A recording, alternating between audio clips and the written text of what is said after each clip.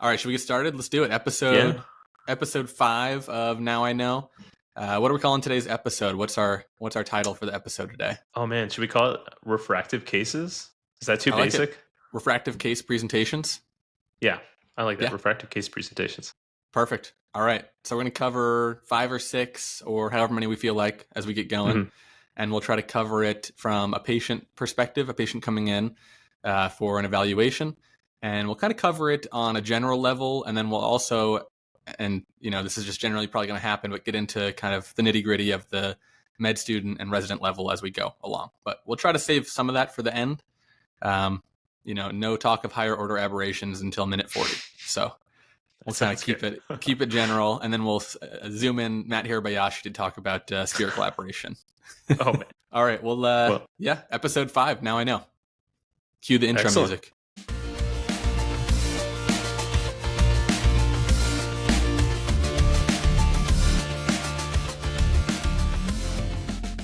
All right. Let's start with case 1.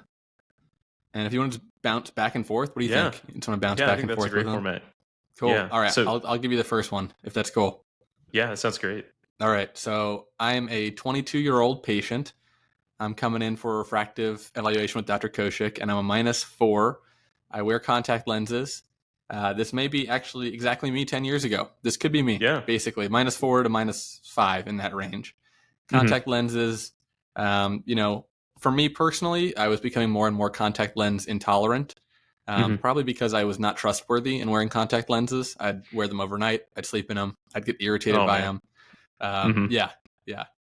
Real quick. I know we'll get back to this case presentation, but I have to shout out my childhood optometrist, who I think we mentioned before, but Dr. Joe DiGirolamo in Charlottesville. Awesome guy. He had me in RGPs, Ortho-K. I think he really helped prevent myopia progression, which is probably a topic for another podcast. But myopia and increasing nearsightedness is a huge, growing concern amongst children and adolescents today. So, yeah, definitely. I mean, you could have been a -7, maybe. Yeah, who knows? Yeah. -7, -10. Who knows where it stopped? But I was doing RGPs and Ortho-K, and then by the time I was stable, when I was in my late teens. And then at the end of college, like 21, 22, came in wanting a refractive surgery eval. And again, another shout out, Dr. Holzman in Northern Virginia, DC, Maryland area, Holzman Solomon Laser Vision Institute. So they did my LASIK. Yep. Nice. 10 years still going strong, no contacts or glasses. So imagine if I'm the 22-year-old coming in today to see you, Dr. Koushik. What are you thinking about? What refractive options are available for me? What testing do I go through? All that. Yeah, I mean, I think it was great already that you mentioned, your stability and the fact that you had done Ortho-K and things like that. But there are things that we get in terms of preoperative testing, and those would be things like pentacam, or we could say a picture of the cornea that lets us visualize the thickness of the cornea for any irregularities, to characterize the astigmatism if the patient has any. The relationship between the front portion of the cornea and the back portion of the cornea. All of this is helpful information to your refractive surgeon when evaluating your eyes for surgery. And then in addition to that, if necessary, you can always get more imaging. You can get biometry, or the axial length of the eye. And then once you have all that data with your prescription of -4, I would say typically, let's just assume all averages for average corneal thickness and healthy eye like your eyes. I think you have the whole spectrum of refractive surgery open to you. You could get LASIK like you yourself had. You could get SMILE. You could technically do PRK on that. You could also do EVO ICL. And you could... I'm not saying I would in your case in this scenario, but you could do a refractive lens exchange. It's on the table. Probably nobody would do it, but it's on the table. Yes, it's on the table. Exactly. Yeah. So I think for this patient specifically in this scenario, the biggest things would be a laser vision approach with something like LASIK or SMILE as my top options, or an EVO ICL, putting in that implantable columnar lens.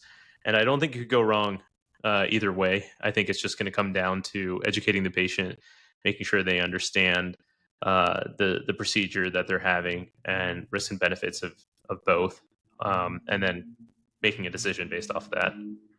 Yeah, And I think you're and totally right. Hit the nail on the head there. Just in terms of being a candidate for laser vision correction and Evo.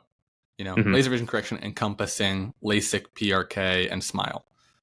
And then Evo being the implantable contact lens. And like you said, having the patient, kind of talk about what they're aiming for and, the risks and benefits of each of those. And I love that discussion. It's awesome because it varies so much from person to person in terms of, what they do, what their goals are. Are they a pilot? Do they do jujitsu? Like, it's cool. You just get to know people as you talk about the cool surgical options available to them. So, yeah. And I mean, you can ask them too, what have you heard already, right? What have your friends had? What have you seen online? And I'd say the vast majority of patients have already had someone they've known had refractive surgery. So they have some information already. Yeah. And especially now because they know us and we both had refractive surgery. There you go. So, yeah. So for you were deciding between, I mean, not to make it personal for you too, but for me, Evo actually wasn't around 10 years ago. I mean, not in the US. So it wasn't an option. It wasn't on the board. If it was now, it'd be more of a decision for me. But for you, both were kind of on the board, correct? Is that right for your prescription? Yeah, that's right. Yeah, so both were on the board for myself. I could have had a SMILE or LASIK, or laser vision correction, or Evo ICL. And ultimately, for me, it was just that decision where with Evo ICL, I wasn't modifying that cornea. I wasn't restructuring that cornea. And if I did need an enhancement in the future with Evo ICL, I'd have the entirety of my cornea left over for that laser vision correction enhancement. So I think that gave it a little bit of the edge for me. And then on top of it, my prescription was higher than yours, or higher than the patient in this scenario. So I was about a minus 6.5, and I had about 1.5 diopters of astigmatism as well. And so with both of those factors together, even though my cornea was a adequate thickness, it would have been a little more of a reshaping of the cornea in my scenario. Yeah. Got it. I feel like I'm hearing that more and more from patients too, where they're like, I don't want to alter the cornea. I don't want to, take away tissue. I'm okay with, I'd like to add in a, Collamer lens, a contact lens with Evo. That's preferable. And you look at outcomes as well. I mean, there's huge data sets of both. I mean, there's millions of Evo ICLs. There's more than that of LASIK cases spanning now decades. Both are exceedingly safe and both have great refractive outcomes, vision outcomes. I think depending on what range you're looking at, so like -3 to -6, -6 to -15, -20, there's certainly, I think, benefits of Evo as you get higher and higher. But there's also that gain of best corrected visual acuity that you see with both procedures, which is really cool to talk about. I mean, saying, my best corrected vision with my contacts and glasses currently is 20/20. And then after a procedure, after a surgical intervention, it could be better than that. And about half of people, it is line or more better, like 52% for Evo. So that's just incredible, to go from 20/20 best corrected to 2015, or 2015 best corrected 2010. So not only are you making your uncorrected vision better, but your best corrected vision can also get better. And oftentimes those are one and the same, right? Your uncorrected and best corrected are oftentimes the same. So we got too into the weeds there again already, but it is really cool to think I can do a procedure where not only do I see better without contacts and glasses, but even with the best pair of contacts and glasses now, I could be seeing, better after a procedure than I am now.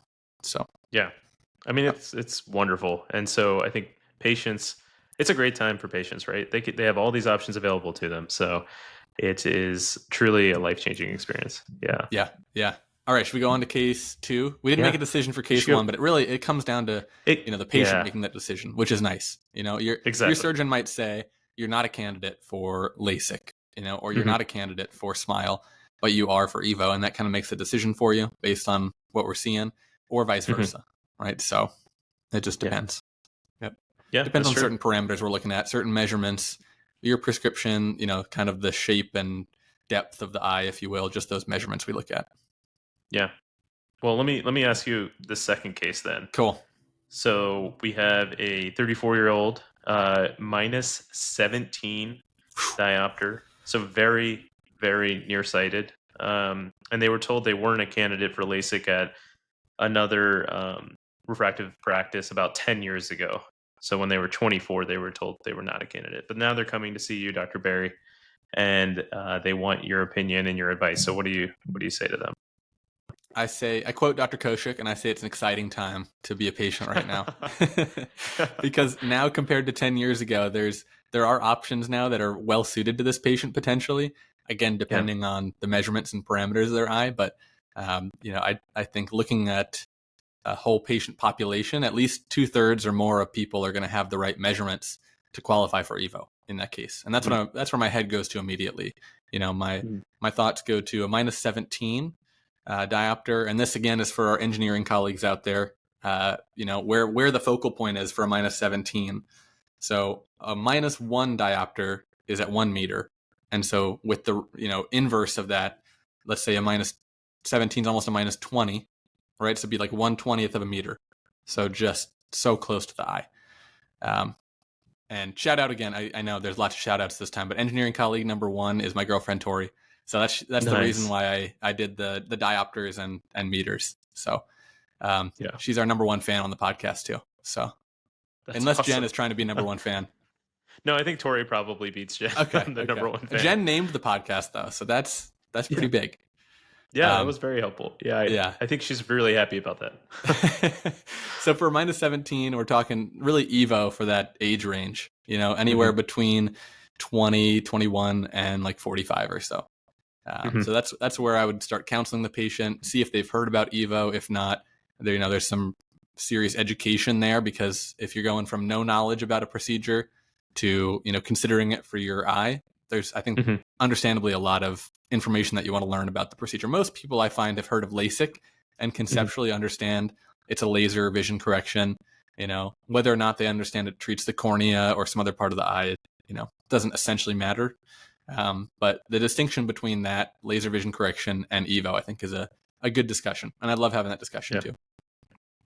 Yeah. Yep. I think that makes perfect sense. And I'm very excited to be offering these options at this time. Yeah. I love it. Well, it's easy for you too, since you have EVO. I feel like it's like I trust it enough. And for me, I can say I've done this for a good number of friends, and we're still friends, and they're super happy, and they're so happy about it. So yeah, I mean, I can recommend LASIK because I've had it myself, and I can say I would honestly very much consider EVO for my eyes. If I could have had it 10 years ago, definitely would have been right up there. And I think we talked about this previously, but now I can say I have implanted it for the full range, like a minus 3 to a minus 20.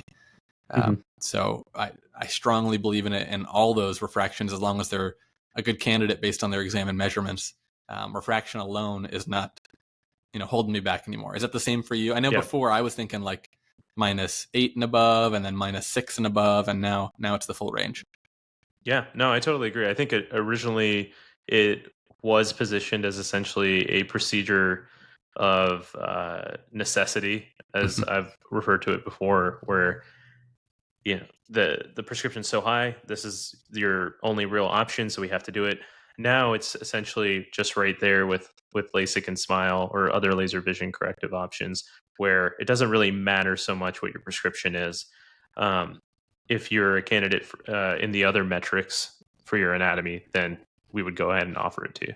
Yeah. And what's the reason for a high prescription, meaning you're not a candidate for LASIK or PRK or SMILE? Like, let's say you're a minus 20, right? Or a minus 10 or 15. What are we doing with our procedure that, doesn't allow for certain patients to have that? Yeah, I kind of usually break it down for patients where I say very simply that there is a strong direct correlation between the higher your prescription, the more amount of tissue that I have to reshape and remove in order to give you the vision that you want. And there exists a point in which I would be removing too much tissue where the structure and stability of your cornea would be compromised. And I would not recommend that. I would not feel safe doing that for you. And I usually make a statement too, where I'm not just thinking about your vision when you're 25, I'm thinking about your vision when you're 85. So I think that really puts it into perspective for patients, where if they're thinking, oh, I'm a minus, let's say 17, why can't I get LASIK? I kind of spell it out in that way, where I say, essentially, it's a safety issue. There'll be too much cornea removed for the safety of the eye, and I would not do that for you. Yeah, that's a perfect way of putting it. And what's really nice is I feel like more and more as a community of eye surgeons, we're kind of all almost on exactly the same page in terms of what parameters we're willing to treat. There's probably a little small amount of variation. You know, one patient goes to see one surgeon, goes to another one. Probably 99 times out of 100, they'll give you the same exact response. You know, maybe one time somebody's on the borderline and they're like, maybe you qualify for LASIK, maybe it'll be, you know, stable long-term. Most of us probably are a bit more conservative though, now that there are more options as well, not needing to push the limits of LASIK and PRK. Exactly. Yeah, I think that is great. And that's great for the patients too, right? I mean, if they want to go get a second opinion, I always encourage that. But most likely they're going to hear the same thing that they just heard from me. So I think that's great for the patient, but it's also great comfort for the surgeon knowing that so many of their colleagues have the exact same guidelines. Yep, exactly. And that brings up a little bit of, I mean, I think with refractive surgery as well, a little side tangent, but people shop around a little bit more than they do with general medical care, which I think is fine. I mean, I think you're wanting to have the very best outcome. You know, you're spending generally just completely out of pocket amount of money for this procedure. And like you said, I encourage people to get second or third opinions and go see other people to see if, you know, we all line up in terms of what we'd recommend. And, you know, also, I mean, price as well. You don't want to spend 5 times as much as you need to, but at the same time, I'd say don't undervalue, you know, the person looking out for you, like the surgeon, the doctor, all the whole team, you know, the people that have a good outcome and great experience in providing that for patient after patient. You know, that's worth certainly a premium, I think. Yeah, definitely. Yeah. So you want to hit me with next a case? I'd love to. Yeah. I'd love to. So let's do case 3. This is a 28-year-old, and they are farsighted. So their prescription is a +2. So for people out there listening, you know, farsighted is kind of a misnomer. Nearsighted means you can see it near. So you need glasses to see far away. Farsighted doesn't really mean you can see at far or near. It's both, you know, so you need glasses for distance. And in the age range up until about, you know, 45 to 50 or so, you know, you just wear those glasses all the time. Up close, you can just focus your eyes, but you need them really for distance, and up close without them is blurry too. So anyway, little background there just for everybody to be on the same page. So coming in with 28-year-old, +2 that wants their vision corrected. They don't want to wear contacts or glasses anymore. Yeah. So, I mean, once again, for sake of ease now at this point, we're assuming all normal anatomy, and we're assuming a good history has been done, a good exam has been done. But for a +2 who's coming in, I would essentially offer them LASIK for these type of prescriptions, these hyperopic patients. SMILE has not been approved in the United States to be performed, so that kind of excludes that off the bat. There's also no hyperopic corrective EVO lenses in the United States, so that removes that as an option. So you're kind of left with LASIK in this 28-year-old, or you could do PRK. But obviously, for ease of recovery, speed of recovery, I would tend to offer this patient LASIK. Yeah. What's your discussion like? Because I think you're exactly right. Like, I'd agree completely with that. But what's your discussion like if somebody wants to consider PRK versus LASIK? You know, how do you frame the two? How do you describe what the healing process is like? Kind of, if there's pros and cons to each one, what the vision looks like long term for each one. Yeah, it's a great question. So long term, I tell patients that the vision quality between LASIK and PRK long term is identical. I try and make it very simple for them to understand that in a broad view of the outcome of this procedure in, let's say, 6 months, 1 year, 5 years, it's going to be the same. It's more centered around the shorter term. So I usually tell patients the very next day after LASIK, I would expect you to wake up, be able to see much, much better, drive yourself in about 99.9% of cases, you drive yourself into the clinic because your vision's that good. Mm-hmm. Whereas with PRK, we're looking at a delayed recovery time. I usually spell it out as about the first week after PRK. I do have a bandaged contact lens. A contact lens is protecting that cornea. And during that time, the cornea is healing. And your vision will be very blurry. Oftentimes, it could even be a little bit step back from where it was before having PRK, depending on the vision that they had before PRK. And then after removal of the contact lens, the healing's not done. We're still going to go through more recovery together. And it might take a few weeks. It could take 3 weeks. It could take a month for your vision to kind of reach its final stable point where we kind of have an idea of, okay, is this what the vision's going to be like finally? So the difference is in the timing and of the two procedures. To answer that last part about your question in terms of safety, I will say that for patients who have thinner corneas, then I will kind of mention that, okay, with PRK, we are technically, let's say, altering less tissue. So that might be a benefit in these patients who have thinner corneas. And I'll also mention that we're not creating a flap. So if they are doing some extreme sports or contact sports or anything that they're concerned about having a possible dislodging of that flap, I would mention that PRK at least eliminates that that possibility. Is this kind of similar to what you say? Identical. That's you hit so many good points there, and I think you also made a really good point where you said, we have more healing left after we take the contact lens out. So at that week post-op, you take out the contact lens.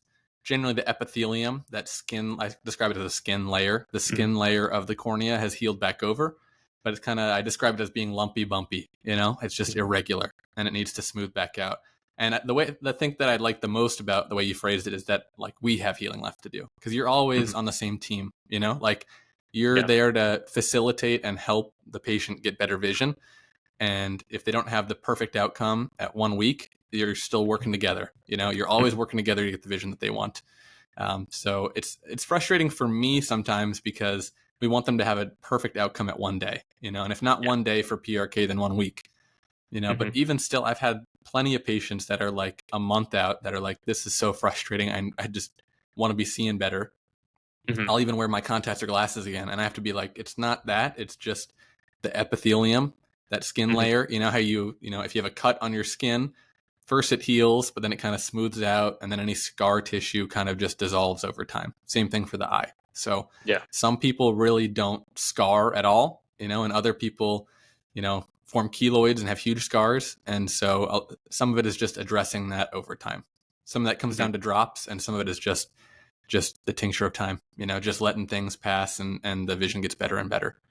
But I think you hit all the highlights and high points. I do talk about a flap with LASIK, and I talk about my own eye. There's a flap there. There's a potential space, for an injury, for a flap dislocation, things like that. But the benefit is that quicker and more predictable recovery in the beginning. Yeah, I think you nailed it. Oh, thank you. Yeah, and just the recap of for a hyperopic, a farsighted patient, it really is the only option that we have in the U.S. right now. So, LASIK or PRK, and we can't go as highly farsighted or hyperopic as we can for nearsighted patients. So that is somewhere where you might find a difference between what surgeons are comfortable with doing or offering, just in their experience. I think that's some variation, and that's not in terms of safety. It's just in terms of what can we get you the vision that you want. Yeah, and actually, since we are talking about hyperopic treatments with LASIK, do you, let's say a patient's a slightly even higher hyperopic patient, like a plus 350, do you counsel a little more on chance of needing an enhancement in this kind of patient population? Yeah, absolutely. I mean, I think that's something for both high plus and high minus when it comes to laser vision correction. you just make that bullseye analogy, right? If we have like a target that we're trying to hit, if we're coming at it from much, much farther away, the chances of hitting that bullseye become a little bit less. So then we need potentially a touch up, which is another laser vision correction at some point down the line. It could be 6 months or it could be more than a year. But I talk about that for sure. In general, though, I'd say I don't do much when it comes to hyperopic corrections. It's just not as many patients coming in, at least for my practice. But I think it's very nice for people that fit those parameters, but it's much smaller than myopic. Is that your experience too? You probably have done much more hyperopic LASIK than me, but no, I mean, I totally agree with you. Yeah, the patients coming in with a hyperopic prescription are far fewer than patients coming in with a myopic prescription, definitely.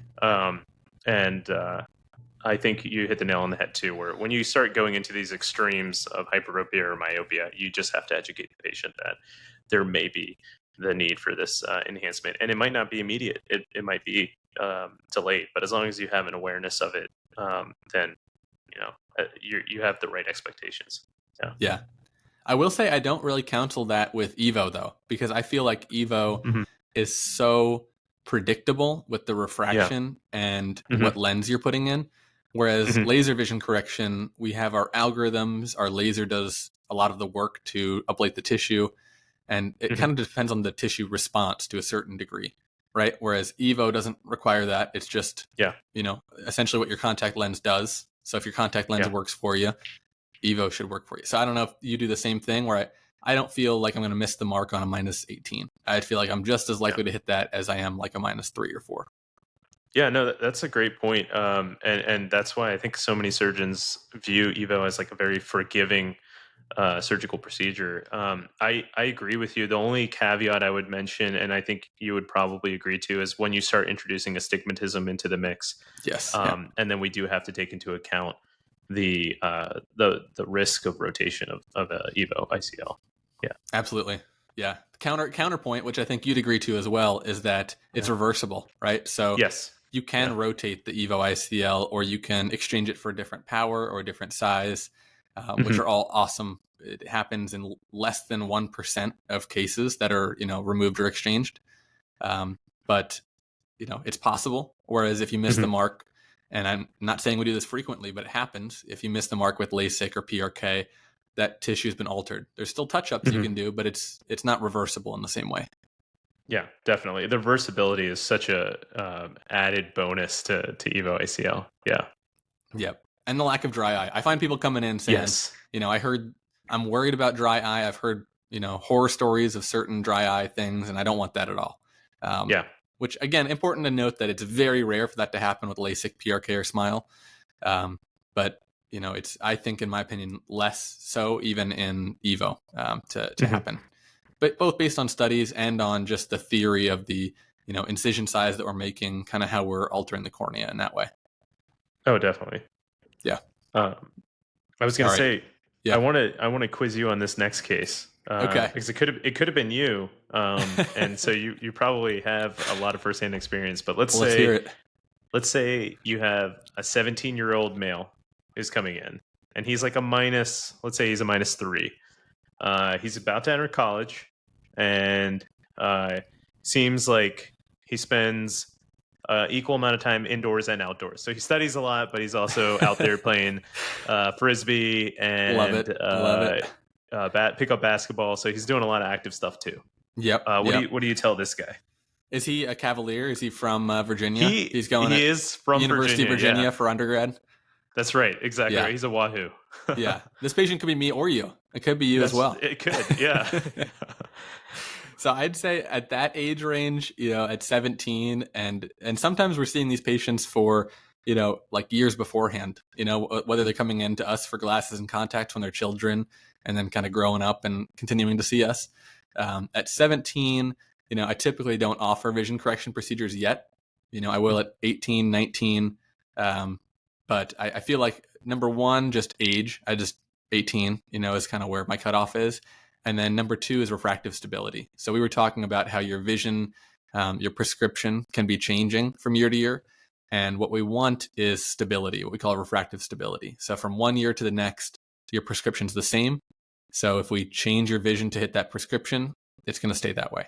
I tell people it's like a moving target. So if every year you're changing a diopter or, 1 or 2 or 3 points, if we hit it right now, in a year it might be different just because that's the way that your eye is still changing. So we can see changes up to even your early 20s. So I really like at least 1 year of refractive stability, meaning for me, like 0.5 or less of change. Yeah. And I totally agree with you. And I'm glad you also mentioned kind of like what your guidelines are for defining refractive stability. And I think that fits in perfectly with what I was thinking. I probably would not offer anything for this 17-year-old, but watching them, having them come back in another year, getting their prescription again, seeing if it's in that half diopter or less type change, I think that's all an excellent next steps. And that way they can get the vision procedure that they need and get the best result for the longest amount of time. So I think that makes a lot of sense. Yep, I was just going to bring up that point, which is to say, like, when do you consider laser vision correction optimal? People ask me, like, when should I do it to see the most benefit from it? And, typically my answer is as soon as you're stable, as soon as you have refractive stability, that's the best time for it. Because if you can have it for the longest period of time before you reach presbyopia, which is that, that milestone, that eye-related milestone of just needing reading glasses, that comes for all of us somewhere in our, late 40s to early 50s, somewhere in that range. So LASIK, PRK, SMILE, all of this, EVO, we don't have presbyopia correcting, ways of doing these. So if you have surgery at 18 and you can make it till you're 55 or 50, that's 4 decades of great uncorrected vision before you start needing some readers, Yeah. Whereas if you have it done at 42, it's still beneficial. You could last another 10 years, just like I had LASIK 10 years ago. It's been a great 10 years. So I don't turn down people that are 42, but I do talk to people about it and say, if you had this done when you were 18 or 20, you would have had, all this time free of glasses and contacts. So is that similar to what you say? Yeah, I actually get a tear in my eye as I said it because my prescription before having Evo ICL has been extremely stable. If we go back to even before I started medical school, even as an undergrad, I've had that same prescription. So actually, to your point, I mean, I missed out probably on 10 plus years of stability, right? And 10 plus years of vision correction. So yeah, I think you hit the nail on the head, and the sooner you can get it done, as long as things are stable, as long as your surgeon feels very confident that they'll be able to hit that target, then that's just a bonus for you as the patient because you just get so much more quality of life years, right? So Yeah. I think I'm very happy right now. Don't get me wrong, but man, if I had even more time, that's even better. Yeah. Yeah, absolutely. I mean, did you ever think about taking your contact lenses because they were stable for so long and just trying to like implant them yourself? Just you're like, I can just Evo this right in Yeah. my eye. Exactly. Yeah. Yeah. Just staring at the mirror, thinking, I think I can just jam this in there. Yeah. Yeah, and it could just stay there forever. Yeah. For everybody out there, Yeah. that's not how it's done. We do it more technically Yes. than that. The idea is the Yeah. same. Yeah. But it does bring up the point of people that wear contact lenses like I sometimes did. I'll be honest. I was guilty of overwearing contact lenses. But it brings up the fact that yes, you can get away with that a lot of the time, but the risk is quite large. And when it is a bad risk, if you get an infection from a contact lens, we've both seen some really sobering cases of people, Yeah. Basically losing all of their vision in that eye as a result of that infection. You even risk losing the eye itself, which is scary to talk Yeah. about, but it's true. There's some really bad bacteria and things out there. Luckily, we have, even if you have a terrible corneal scar, we have procedures that can help with that, cornea transplants. But you're talking about a totally different procedure at that point than like a good vision correction procedure. You're talking about a big surgery just to regain, some amount of vision. So anyway, not to get too serious about it, but contact lens, infection risk is something that I think about. And you look at the risk of infection from decades of contact lens wear versus the risk of infection from a one-time procedure like LASIK and PRK. And that's things that we consider and talk about, are risks of infection from our procedures. And I just feel like it vastly reduces the chance of a significant vision loss event, honestly, to have a correction procedure, versus wearing contact lenses forever. So Yeah, honestly, that's a fantastic point. It's probably a point that I don't think we as surgeons mention enough, or at least I'll say for myself, mhm. I probably don't position refractive surgery as a great solution to reducing the risk of contact lens related complications. But that's a fantastic point. It's probably something I could do a better job of mentioning or educating. So um, yeah, Yeah, I don't know. Do you mention that pretty frequently? I do, and especially comes up Yeah. when somebody's having trouble with contact lenses, or they've Yeah. had corneal ulcers, they've had infections, and you can Hmm. see it. You look at their eyes and you Yeah. can see the results of it. They have little faint scars that luckily Hmm. they, survived and have okay vision from. Yeah. But I'm like, I don't want this to keep happening to you, so Yeah. that sometimes gets in the way of LASIK flap creation or smile as well. So sometimes you have to Yeah. kind of alter the procedure that we do as a result of scars from either infection or trauma or some other reason. But Yeah, and this will go off more into the resident level and fellow level, but to Sam's point there, I mean, I've definitely altered the location of my LASIK flap hinge, due to either tremendous amount of pannus or scarring, like Sam mentioned. So those are things I guess we could touch on in a different episode, but those are it's great things that you points. definitely have to look for, obviously. Yeah. Yeah, absolutely. Well, we got another case coming. I think we got another Yeah, one. let's do. This one's for Let's. you, I think. Okay, I'll give it to you. nice. So, case 5 here. Hmm. Uh, this is a 49-year-old that is a +3, so Hmm. farsighted or hyperopic, +3 diopters. They started wearing progressives or bifocal glasses 3 years ago, or multifocal contacts. We'll say multifocal Hmm. contacts as well. Hmm. So this again, 49-year-old hyperope, +3, and Hmm. wearing progressives or bifocals for presbyopia for the last few years. So Yeah, they want vision correction procedures. What do they qualify for? What did you think about? Again, assuming yeah. kind of everything is normal in Everything's. terms of their Yeah, medical history and such. Yeah. yeah. I mean, I think for a 49-year-old with a hyperopic prescription, who have been wearing progressives or multifocal contact lenses, the best option that I would recommend is essentially either a refractive lens exchange or a clear lens exchange. These patients do need to be counseled very thoroughly. And the reason, for multiple reasons, but one of the biggest reasons I would mention is you said they started wearing glasses maybe in mid 40s, right? So just 3 years ago, 4 years ago. Mm-hmm. And before that, presumably had wonderful vision and did not need to rely on glasses or contacts. So they have had the vast majority of their life be glasses and contact lens independent. And now, in just a short amount of time, they've been frustrated with their glasses or contact lens use. And doing something like a clear lens exchange or refractive lens exchange is a great option for these patients. But I do mention to them usually in these discussions that even the technology that we have is fantastic, but it's not going to be exactly like what they had when they were 25 years old or 30 years old or 35 years old, just because the technology isn't quite at that level. And I think that's just important as expectation setting.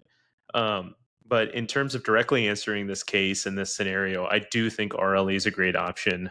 And I do think in that scenario, the discussion would then devolve into, okay, would you put a multifocal IOL into this patient, or would you put in a monofocal IOL but do something like monovision or blended vision for this patient? And I think both are great options. It just once again comes into that discussion with the patient, their goals, their hobbies, their activity level, things like that. But I see this patient pretty frequently. I don't know if you are the same way and what your thoughts are. Absolutely. And the next patient we'll talk about in a second too, I see very frequently.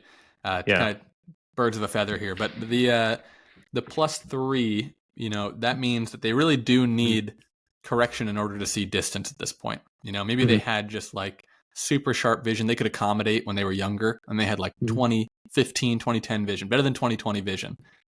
And now they really rely on that both for distance and for up close, right? So that's kind of where we can make the improvement. And I've started already using this that you taught me a few weeks ago, which is the ways that we can, improve somebody's quality of life or improve their vision, right? So if we're talking about somebody who doesn't wear glasses or contacts, there's no way to improve what they're seeing. If they wear readers, that's kind of one thing that we can improve. If they wear something for distance correction, that's another thing we can improve. If they have cataracts, that's something that is impacting their best corrected visual acuity as well. And then if they have astigmatism. So there's like 3 or 4 things that we can improve depending on the procedure we select and depending on what they come in with, right? So this patient has come in with 1 or 2, really 2, they're farsighted and they're presbyopic. So we can do 2 things for them.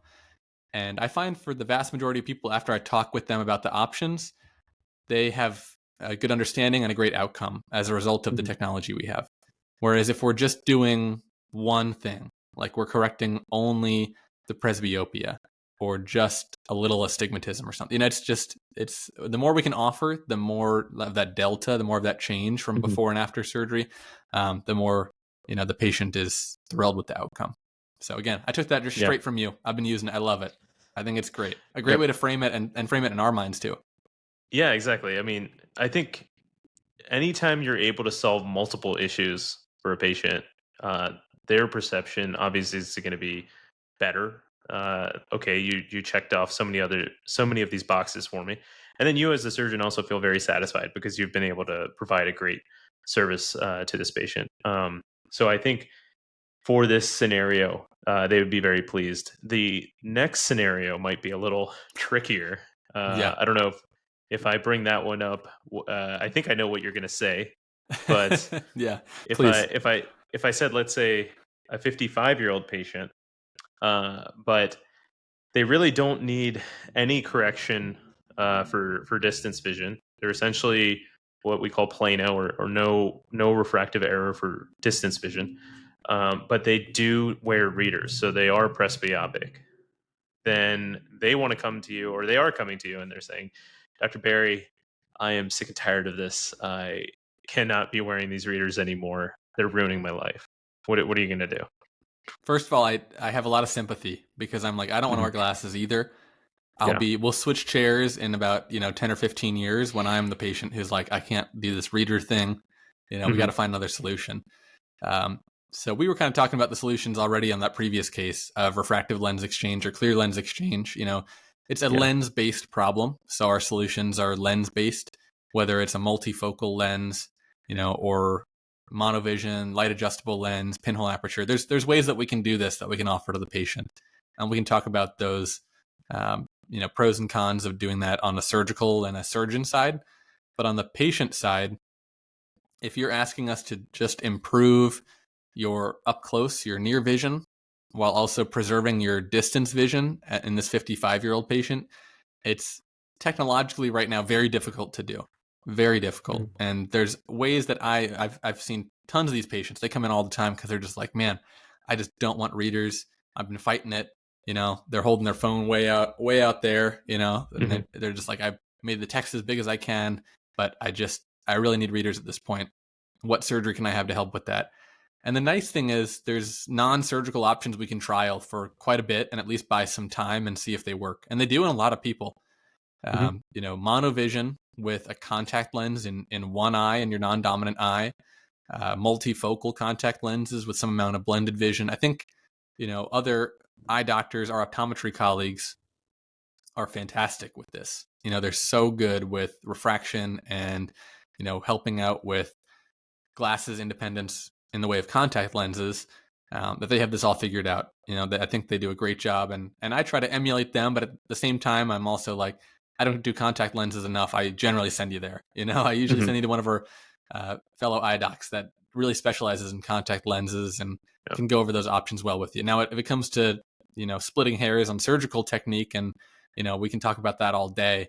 But when it comes to contact lenses, there's options. I think it's worth trialing. I'm happy to try them with you, but I'll probably send you to somebody, if we can't get it on that first try. Is that kind of what you get to as well? Yeah. Yeah, exactly. I usually tell these patients that there are a lot of great non-surgical options. And then I do refer them to someone who can fit contact lens and kind of guide them through that process a lot better than I can. And then I tell them too that this is great because it buys you time, and if you're successful with this, then we can hold off on doing surgery until you really need it, and until there are more problems that we're solving, essentially. So, kind of going back to that previous case, when you're solving more problems, I think the patient is happier, and then you feel more satisfied as a surgeon. So, yeah, I usually defer these patients for the time being, and I have them see someone for non-surgical options. Yeah. And generally, would you say they kind of represent a few years later when they have visually significant cataracts? And by a few years, it could mean Yeah. 5 years, or it could be 15 or 20 years. But once they have significant cataracts, then Hmm. you're solving more problems, like you said. And Yeah. they see that improvement with a multifocal or an LAL or an Apthera. So Exactly. Yeah. cool. Well, you want to transition for a little Totally. bit? I got actually a couple Mhm. surgery videos we can watch. That's always fun. Yeah. Let's And watch we'll them. narrate it again for the podcast crowd, but for the YouTube crowd, Mhm. get ready. We got some videos coming. I need to start making popcorn before we start the podcast. That way I'm ready by the time the videos pop up. Let's see. There we go. All right. First is cataract surgery using a wonderful NGenuity visualization system. That's one of our operating microscopes. So very easy to record, which I love. And it is a poor pupillary dilation. So what do we do in those cases? Those get in the way of our favorite thing, which is doing cataract surgery. Yeah. How's this? Are you seeing the window there? Oh man, I am seeing the window. Nice. And I'm seeing the wonderful Malyugin ring that you are Malyugin ring. putting. Yeah. Dr. Yeah. Boris Malyugin. Brilliant, Yeah. brilliant man. Invented a way to dilate the pupil mechanically. So for our podcast listeners, again, it's a Prolene suture. So it's a blue suture that's been, how would you say it, Dr. Koushik? Like wound or put into a design that's like a square with some eyelets on it. Yeah. So that we can dilate the pupil, the iris, I'll press play here on the video. It's about 1.5 minutes long. But you can see there's 4 eyelets, and placing the final eyelet here to dilate that pupil. Again, we do this with drops preoperatively. Oh, go ahead. Yep. I was going to say, I didn't see the beginning of that clip, but I'm sure Dr. Barry got the first 3 eyelets underneath or attached to the iris immediately. That's why I didn't show it. I did have the first 3. That is true in this case. Not always true, but that's always a great feeling, though, right? That's amazing. It's an awesome feeling. Yeah. Also, I love these forceps, by the way. We could talk about Utrata forceps all day, but they have a nice sharp tip so I can poke in and start the rhexis. They have this cross action, so they're very, very narrow, and they're just fantastic. So here we go, taking out the Malyugin. Once the lens is in the bag, there's still viscoelastic in the eye. So getting that, and I'd love your input on how you do the Malyugin removal. First of all, having a Malyugin manipulator is very helpful. This is just a chopper, so this is a little more difficult. But I go to the bead, I take off those 2, I push it away, get that third one off, and then the sub-incisional one, I kind of flip the instrument around like that, and then just pull it. And make sure, for residents and fellows out there and attendings, real careful when I take this out. You just want to not hit the lens capsule or the iris. Just really slowly watch where those eyelets are, every single one. Yeah. So no, that was beautiful. I like to kind of follow the same technique that you use. I do like using the Malyugin manipulator. It does make it, I think, a little bit easier. But I like your technique, and I think it makes it you want to be as atraumatic to the iris as possible. So I think that's beautiful. Totally. Are you using I'm pulling up the next video, but are you using intracameral dilating agents as well? Whether that's lidocaine or Fenlido or please. Yeah, I think I saw this video on AAO's website by a very talented young surgeon. By a very talented young surgeon who demonstrated just how much dilation you can achieve by using those intracameral agents. And I think his name's Dr. Sam Barry. Check it out on the AAO website. It's great. It is, honestly. Everybody should check this out, because I think it's just a 1-minute clip. So it's not long, but it just goes to show you how effective it is. So I was going to mention that I'm sure you tried that before you went for the Malyugin, but in that case, it was just persistently stubborn. Yeah, it's really nice. I've found, real quick aside, when you're in the OR, you have a great team, pre-op, post-op, everything. They'll tell you, they'll be like, hey, this next patient has not been dilating well. We've given them an extra round of drops. We're trying everything, but they're just not dilating well. And then we're just all ready. We're like, oh, we'll have Malyugin ready, not open yet. We'll put in some intracamerals, see if it dilates well enough, see how it looks with viscoelastic. And then immediately, if I'm like, all right, we need the Malyugin, it's open in 5 seconds. So that's just a little logistical thing. Instead of waiting until you're like ready for the Malyugin as a surgeon and then saying, oh, we need a Malyugin, it could be a minute or 2 or 3 while they're looking for it and grabbing one and whatnot. So yeah, and I don't know about you. This might just be me, but saying my lame, corny jokes. But whenever I do ask for Malyugin to be ready, and I don't need to use it because the iris did end up dilating, I make the same corny joke where I'm like, "Well, I guess the Malyugin scared it, and the iris decided to cooperate." And then everybody cringes. Everyone's like, "Oh my gosh, like this is terrible." I do something very similar, and they all cringe too. So, but nice. Okay. If you threaten the Malyugin, the iris behaves. Yeah. And the reverse is true. I'm sure you found that too. Where you're like, I'll be good without a Malyugin, and at the end of the case, the pupil is 1 millimeter, and you're like, boy, that was a struggle the whole way. So, yeah, exactly.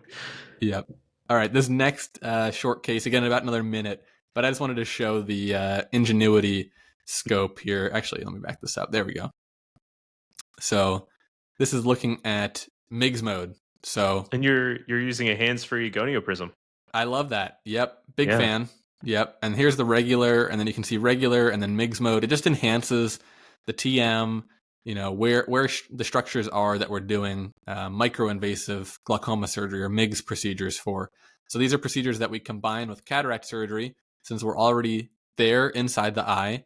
It provides a time for us to make use of that. That's what I tell patients, is that I want this to just be something positive and additive that we're doing to help treat the glaucoma in a procedural way.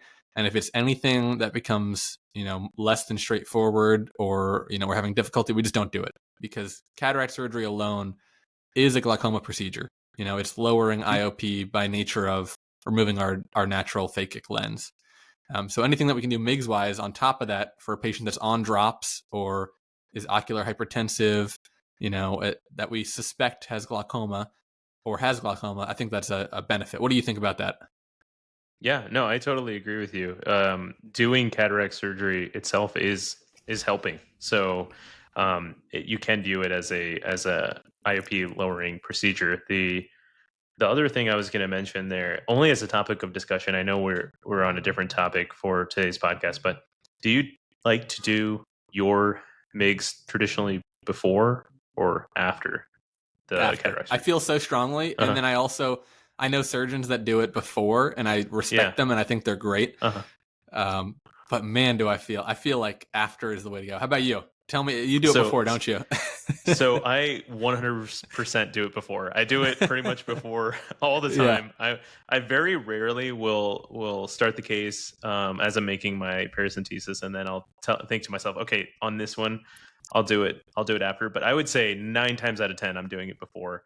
And it's so funny because I did go to a panel where they had wonderful glaucoma surgeons on this panel. I think about 8 of them, and they asked this question. And it was like 4 that said before and 4 that said after. So I don't know. That made me feel better because if you have these wonderful glaucoma experts and they are a house divided, then, I think you could probably go either way. I'll debate it right now. We could take 2 minutes and do it. But I think there's no wrong. I think you're exactly right. I think there's no wrong time to do it. Again, this is kind of on the resident fellow level, especially fellow and like attending level for surgeons. But for MIGS, I'll give you my argument for after, and then you give me before, and I'll tell you why you're totally wrong. Yep. Sure. So for after, you're done with the cataract surgery. You've done a great job. The case is over as far as what you wanted to achieve. My primary goal is done. That's what I tell patients too. Like, that's my primary goal, is safe cataract surgery. And MIGS is a bonus on top. Now, in my head, I'm like, I really want to do a great MIGS procedure too and get them the outcome. But if we need to abandon it, if we have any difficulty, it's fine. It's over. We're done with the case. It produces like more room to take the lens out, I find, right? So the angle, the nasal angle, every angle is more open after you take out the crystalline lens. And when it comes to like bleeding and things like that, I know people say, that's why they do it before, but afterwards, once you're taking out the viscoelastic, that tamponade any bleeding, and you can, at the end kind of increase the IOP. This is kind of something Paul Singh talks about, but increase the IOP very high, kind of tamponade it, and then slowly reduce it over just even a few seconds.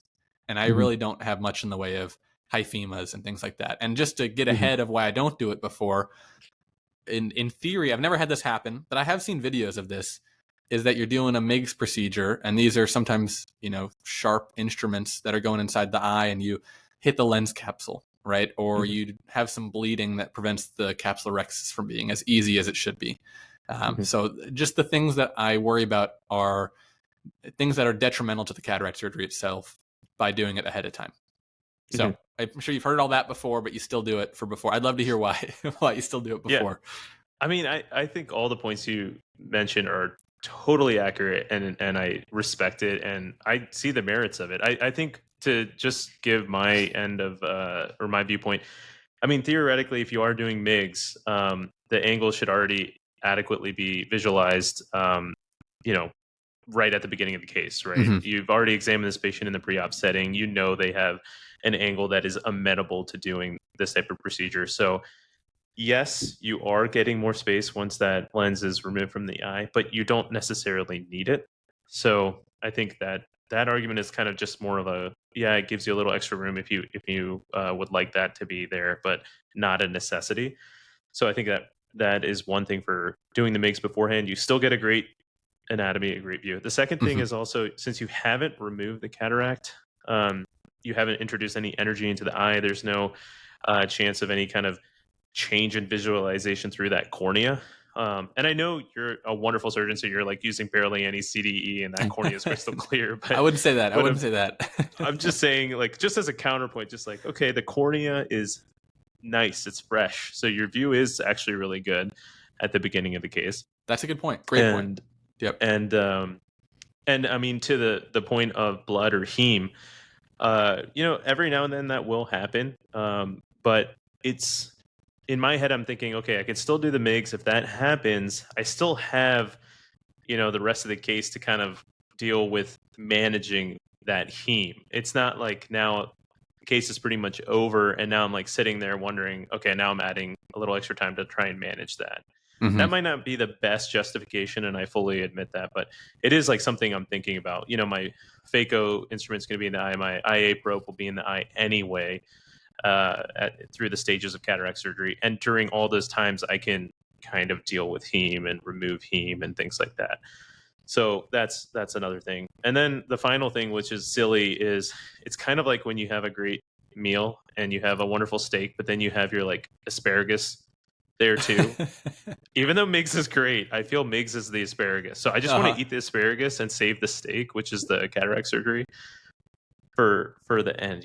I think that's a great analogy. Actually, I was just thinking about an argument to be made in that a patient's probably most cooperative in the beginning, and you need the most cooperation with MIGS, I feel like. Yeah. Because it's such a small space, and you want them to be as cooperative as possible, so that you have the best outcome for the MIGS. Whereas at the end of the case, if it's been a longer case, challenging, whatever, maybe somebody's just more restless and moving, that can make the MIGS a bit more challenging.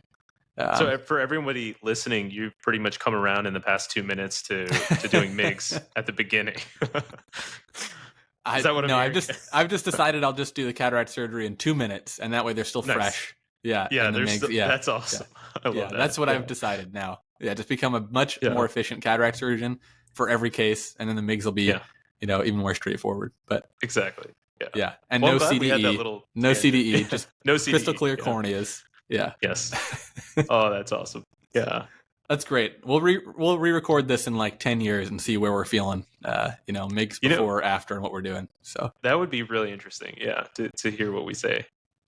What if we just swapped? Like I took your stance and you took my stance. It could be. I mean, neither one's wrong. That's the nice thing. Yeah. Neither one's wrong. My way's right, but your way's not especially wrong. Yeah. Nice. I like it. Oh man, we'll have to get some glaucoma people to weigh in and see what they think. Definitely. Dr. Court, who else? Dr. An. We've got some really good glaucoma colleagues. Yeah. Dr. Ike Ahmed, if you're listening, just be on the show. Yeah. That'd be great. I would feel terrible if I just got torn apart by Dr. Icon. I would probably just hang up in shame and just, hang my head. Same here, because he's a hero of mine. As somebody, oh yeah, I really like to do challenging cases. Not that every case isn't challenging, but these complex IOL cases. Oh yeah. Even as a resident and a late med student, I was watching these videos of what he can do and what other surgeons that do similar cases do. Steve Safran and Ike Ahmed, Kathy McCabe, all these people. And I'm like, man, those are really cool surgeries. I'd love to do that one day. Now I'm doing them, and it's awesome. It's super challenging. And if he said I was doing a bad job, it would hurt. It would sting quite a bit. Yeah. Yeah. But if he, critiqued my MIGS procedures, I'd be like, all right. Yeah, I can. Exactly. Yeah, I can take that. So the invitation's open to come on the podcast is what I'm saying. That's awesome. Yeah. That'll be podcast 6. We gotta hustle. Oh yeah. Yeah, we gotta hustle. Yeah. The next week or two, we gotta have him on. Cool. Yeah. Well, anything else to add? This is good. We covered all sorts of things, even unexpected MIGS. That was fantastic. Yeah. Do you love operating with NGenuity for the MIGS mode? I do love operating with NGenuity, not only for MIGS mode, which I do think is fantastic, but also just for like surgeon posture. I feel like my shoulders, neck, head, everything feels very comfortable, and and it's nice also for visualization for other people in the room. If you do have someone observing, they get the same exact view that you get, and they don't have to even be scrubbed in. So I think that's a win.